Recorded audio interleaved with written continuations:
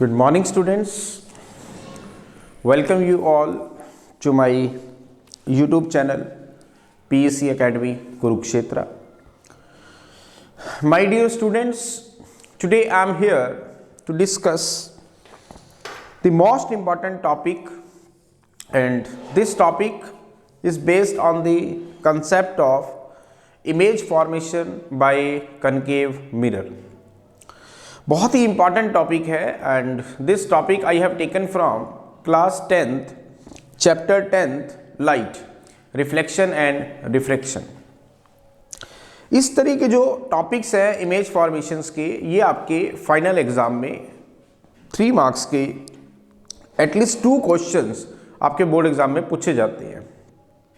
But बच्चों को ये कन्फ्यूज़न रहती है कि अगर इमेज फॉर्मेशंस हम कैसे करें और हमें ये कैसे पता चलेगा कि इमेज कहाँ बनेगी और हमें कौन कौन सी बेसिक रूल्स हमें इसमें अप्लाई करने हैं। तो ये कन्फ्यूज़न ना रहे, इसीलिए आज जो है इसका एक वीडियो मैं आपके सामने जनरेट कर रहा हूँ, जिसमें आपको ये सिखाया जाएगा कि इमेज फॉर्मेशंस कैसे बनती है और कहाँ होती है, कैसी उसका साइज होता है, क्या उसका नेचर होता है और ये हमें सब कैसे ड्रॉ करना है।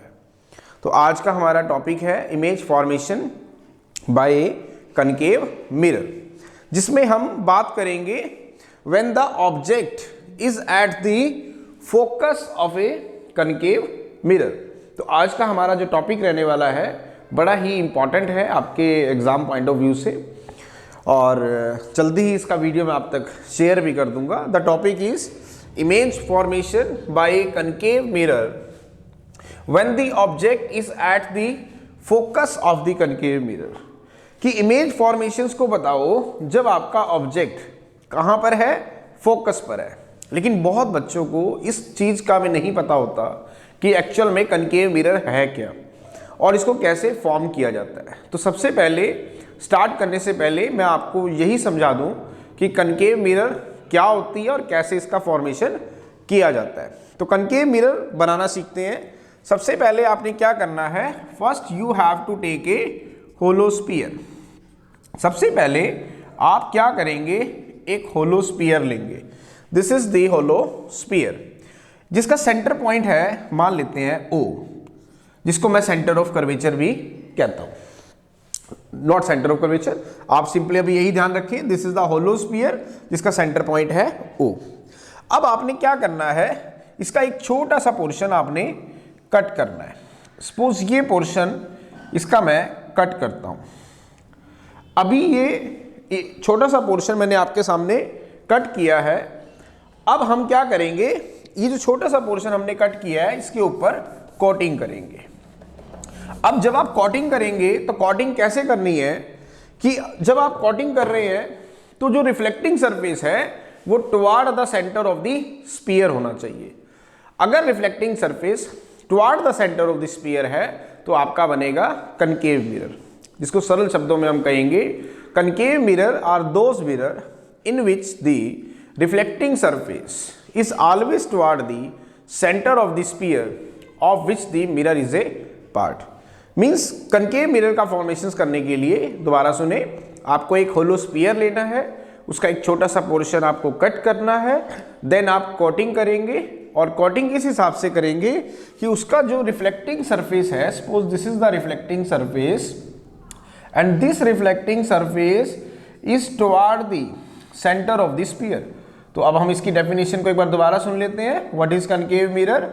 It is that part of the hollow sphere in which the reflecting surface is toward the center of the sphere। तो ये आपका जो तैयार हुआ, इसको हम क्या कहेंगे, this is called concave mirror. Means mirror का एक छोटा सा पार्ट, स्फीयर का एक छोटा सा पार्ट, जिसको हम कनकेव मिरर कैसे बनाएंगे, अगर इसका reflecting surface toward the centre of the sphere है तो ये हमारा क्या बन जाएगा, मिरर बन जाएगा। नाउ अब हमारा आज का टॉपिक है, अब कनकेव मिरर हमने बनाना सीख लिया। तो आज का जो हमारा टॉपिक है वो है कि आप मुझे draw and neat and clean diagram means image formation समझाएं कि इमेज कैसी बनेगी अगर आपका ऑब्जेक्ट फोकस पर रखा गया है तो मैं यहाँ पे फिर दोबारा से एक कनकेव मिरर का फॉर्मेशन कर रहा हूँ. Now this is the concave mirror.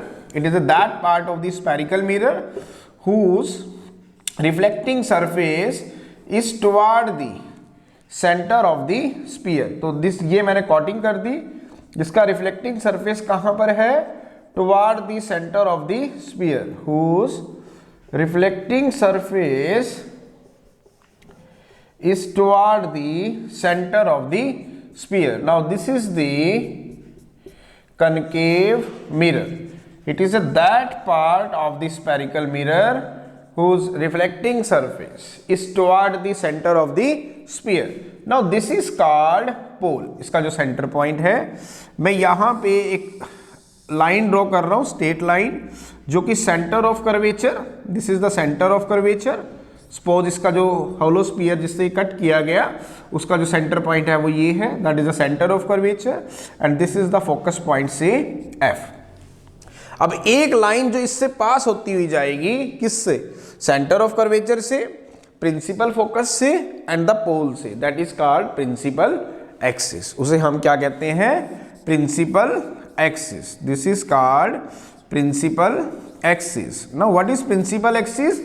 A straight line which is passing through the center of curvature, principal focus F and the pole P, that is called principal axis.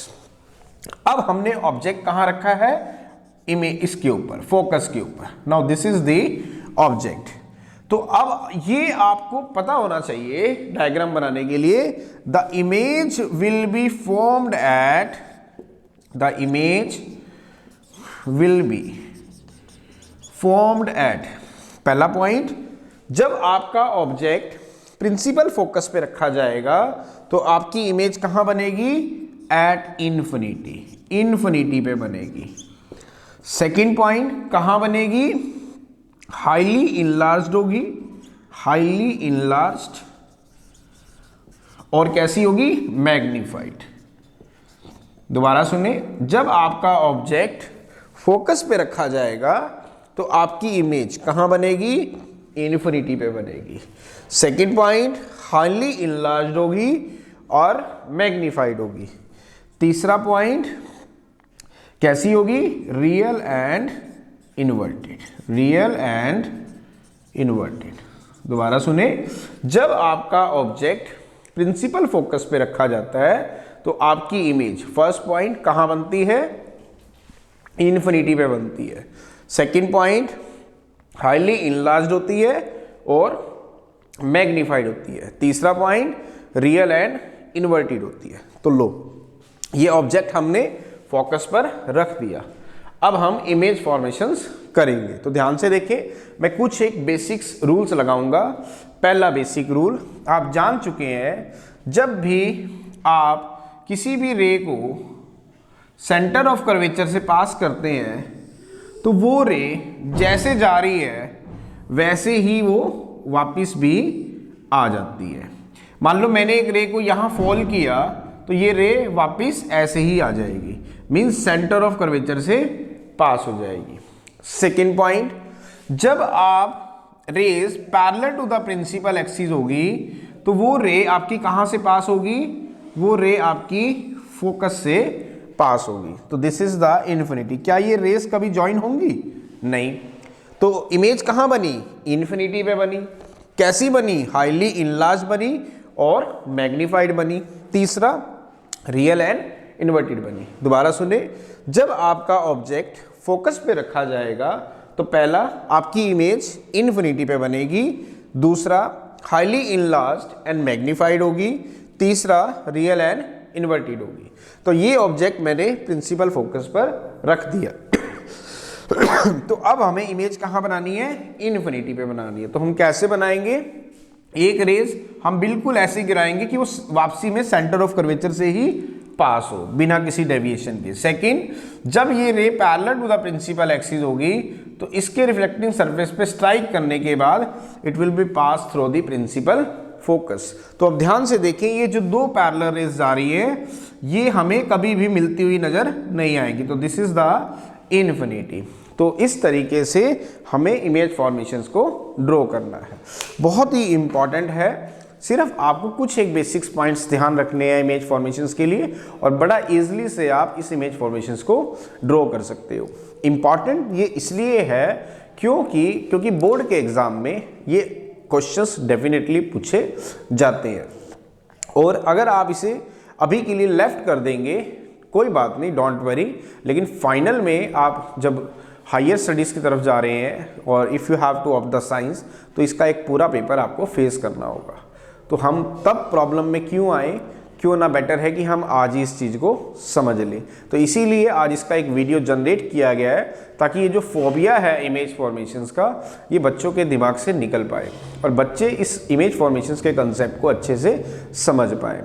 इसके लिए हमारा channel आपके साथ खड़ा है। और at last again I am saying, if you like my videos, like my work, like my effort, then please don't be forget to subscribe my channel. My channel is PC Academy Kurukshetra. तो अंत में मेरे प्यारे विद्यार्थियों, अगर आपको मेरा काम पसंद आ रहा हो, मेरे वीडियोस, मेरा चैनल, मेरा एफर्ट अगर आपकी प्रॉब्लम को सॉर्ट आउट करने में आपकी हेल्प कर रहा हो, तो प्लीज़ मेरे चैनल को सब्सक्राइब जरूर करें। My channel is PC Academy Kurukshetra. धन्यवाद। जय श्री कृष्णा, जय गुरु जी।